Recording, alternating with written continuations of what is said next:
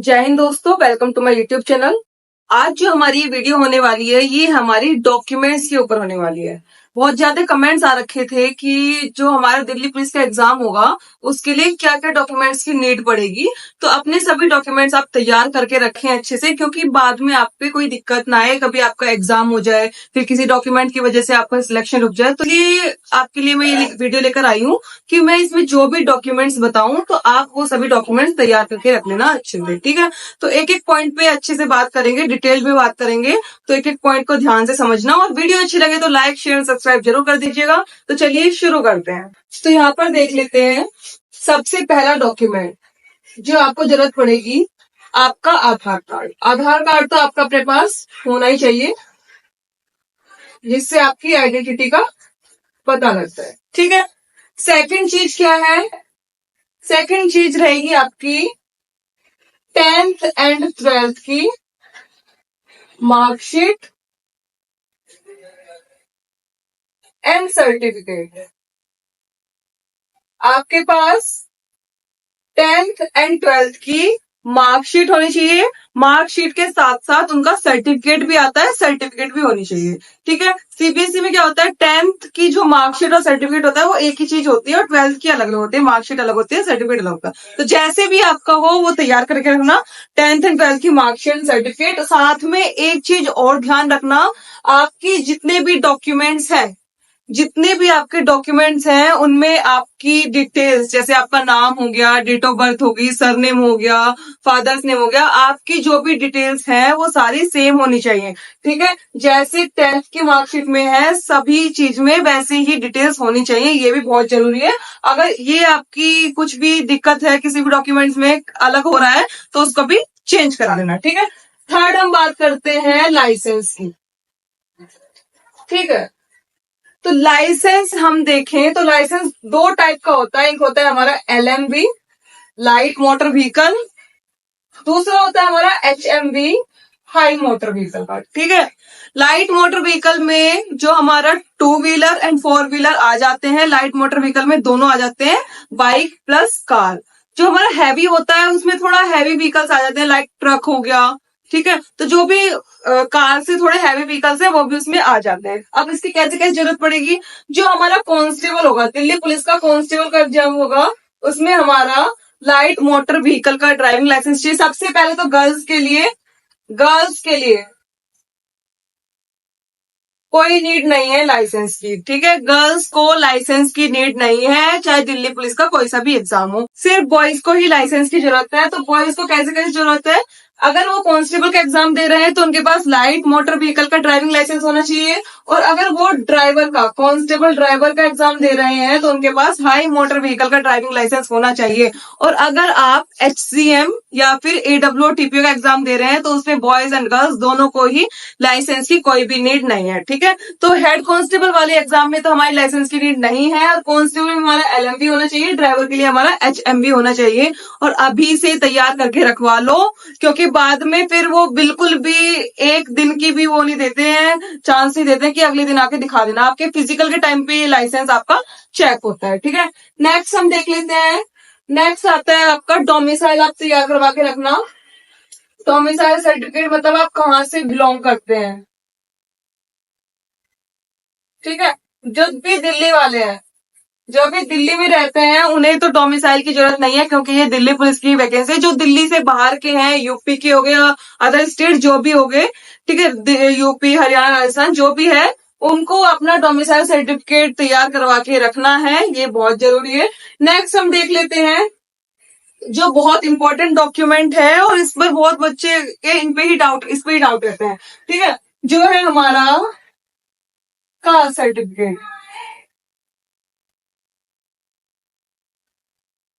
ठीक है। Caste certificate की बात करें तो जो भी यूआर कैंडिडेट है, जो भी जनरल कैटेगरी से बिलोंग करते हैं, उनको तो कास्ट सर्टिफिकेट की कोई भी नीड नहीं है। कास्ट सर्टिफिकेट हमारा एक तो हमारा OBC के लिए चाहिए, एक हमारा SC एंड ST के लिए चाहिए, एक होता है EWS का भी सर्टिफिकेट बनता है, वो चाहिए। सबसे पहले तो ये जो आपके सर्टिफिकेट है चारों कैटेगरी के लिए, सर्टिफिकेट आपका सेंट्रल का होना चाहिए। सेंट्रल मतलब गवर्नमेंट ऑफ इंडिया का होना चाहिए, ठीक है। जैसे उत्तर प्रदेश से जब बिलोंग करते हैं उनका गवर्नमेंट ऑफ उत्तर प्रदेश का बन रहा होगा, अलग से उसे स्टेट का बोलते हैं, ठीक है। या फिर राजस्थान से बिलोंग करते हैं तो गवर्नमेंट ऑफ राजस्थान का बन रहा होगा, तो वो हमारा नहीं चलेगा।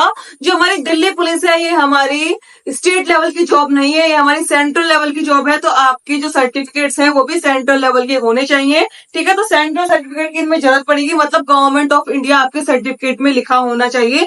बाकी इनका फॉर्मेट्स होता है, जो आपके वो आएगा नोटिफिकेशन निकलता है, उसके अंदर सारा फॉर्मेट दिया होता है, किस फॉर्मेट में आपके डॉक्यूमेंट होने चाहिए, सर्टिफिकेट वगैरह किस फॉर्मेट में होना चाहिए, तो उसी फॉर्मेट में आपको ये बनवाने हैं। बाकी देख लेते हैं कब से कब तक क्या वैलिड रहता है। ये हमारा जो SC ST का है वो एक बार बनवा लो, सेंट्रल का बनवा लेना, मतलब गवर्नमेंट ऑफ इंडिया का, तो अच्छा रहेगा।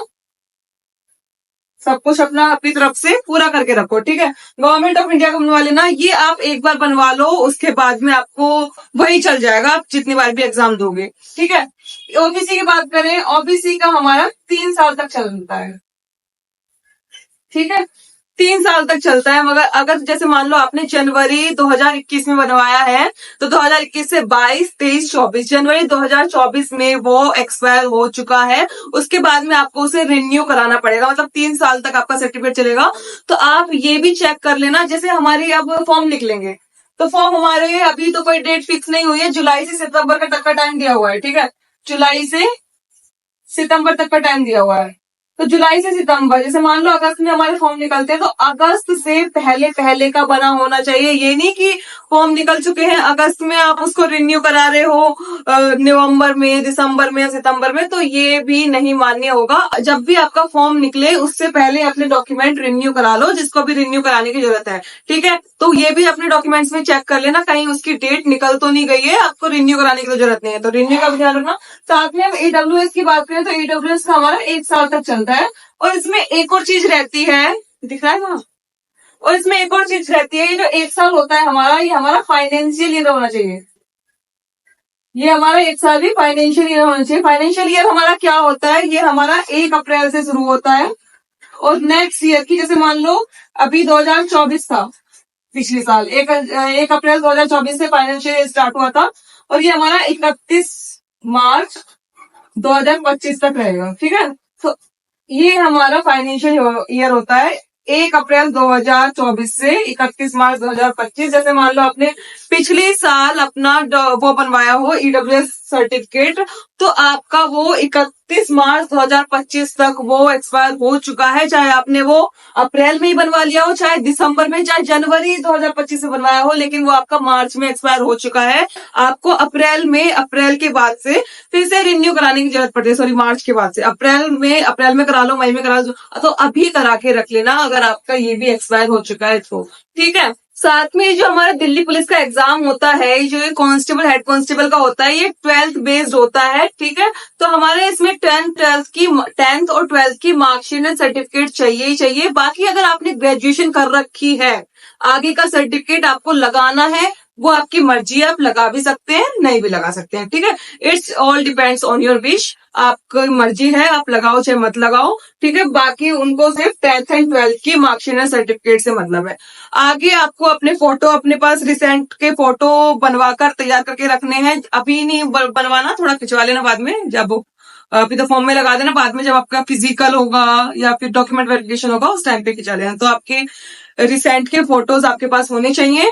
नेक्स्ट, अगर ये बहुत ज्यादा दिक्कत रहती है बच्चों को, ये कमेंट भी करते हैं कि हमारे जो डॉक्यूमेंट्स है उसमें हमारा मम्मी पापा के नाम के आगे सरनेम है, और उनके जो मम्मी पापा के आधार कार्ड वगैरह है, जो भी डॉक्यूमेंट है, उनमें उनका सरनेम नहीं है, या फिर थोड़ा सा डिफरेंस है, बीच में स्पेस दिया हुआ है किसी डॉक्यूमेंट में, तुम्हारे में नहीं है, ठीक है। तो आपके डॉक्यूमेंट में जो भी डिटेल है आपके मदर और फादर की, आपके मदर और फादर से थोड़ी सी मैच नहीं कर रही है डॉक्यूमेंट में, तो आपको क्या करना है, उसके लिए भी आप एफिडेविट तैयार करके रखवा लेना, क्योंकि कुछ नहीं पता कहाँ आपका सिलेक्शन आकर रुक जाए। तो आपको अपनी तरफ से तो पूरा अच्छे से तैयार होकर रहना है। जैसे आपके पास अदर सर्टिफिकेट्स हैं, स्पोर्ट्स का सर्टिफिकेट मान लो, तो वो जिसके पास भी है वो लगा सकता है, ठीक है। इट्स नॉट कंपल्सरी, वो आपकी मर्जी है। अगर आपके पास है तो आप कोई भी स्पोर्ट्स का सर्टिफिकेट लगा सकते हैं, या फिर एनसीसी का सर्टिफिकेट जिसके पास हो वो लगा सकता है। ए हो गया, बी हो गया, सी हो गया, जो भी सर्टिफिकेट है उसका हमें एडवांटेज मिल जाता है, ठीक है। तो अगर आपके पास एनसीसी ए सर्टिफिकेट है तो आपको 2 नंबर एक्स्ट्रा दे दी जाएंगे। जैसे आपके 100 में से 60 मार्क्स आए हैं नॉर्मलाइजेशन के बाद, तो आपके पास ए सर्टिफिकेट एनसीसी का है तो आपके 2 मार्क्स एक्स्ट्रा उसमें जुड़ जाएंगे, मतलब आपके 100 में से 62 मार्क्स हो जाएंगे। ऐसे ही अगर आपके पास बी सर्टिफिकेट है एनसीसी का तो आपके 3 मार्क्स एक्स्ट्रा जुड़ते हैं, और अगर आपके पास सी सर्टिफिकेट है एनसीसी का तो उसमें आपके 5 मार्क्स एक्स्ट्रा जुड़ते हैं। तो ये आपका फायदा उसमें मिल जाता है। ए के 2 मार्क्स और बी के 3 मार्क्स एंड सी के 5 मार्क्स, ठीक है। तो आप इसका भी फायदा उठा सकते हैं। तो जो भी आपके पास जिस चीज का भी फायदा उठा सको, जिस चीज से नंबर मिल रहे हैं तो अच्छी बात है, वो लगा देना, ठीक है। तो ये थे आपके डॉक्यूमेंट्स जो भी आपको जरूरत पड़ेगी आपके लास्ट तक, जो जैसे आपका एग्जाम होगा आपके डॉक्यूमेंट वेरिफिकेशन में या फिर आपके फिजिकल में, ठीक है। तो ये सारे डॉक्यूमेंट्स आपके पास तैयार होने चाहिए। बाकी आपका कोई भी डाउट रहता है तो वो मेरे कमेंट बॉक्स में डाल दीजिएगा, मैं वहां पर रिप्लाई कर दूंगी। और ये भी बताना आगे आप किस चीज के ऊपर वीडियो चाहते हैं, आगे हम उस चीज के ऊपर वीडियो प्रोवाइड करा देंगे। तो फिर मिलेंगे एक ऐसी ही नई मोटिवेटिव एंड इन्फॉर्मेटिव वीडियो के साथ। जय हिंद, जय भारत।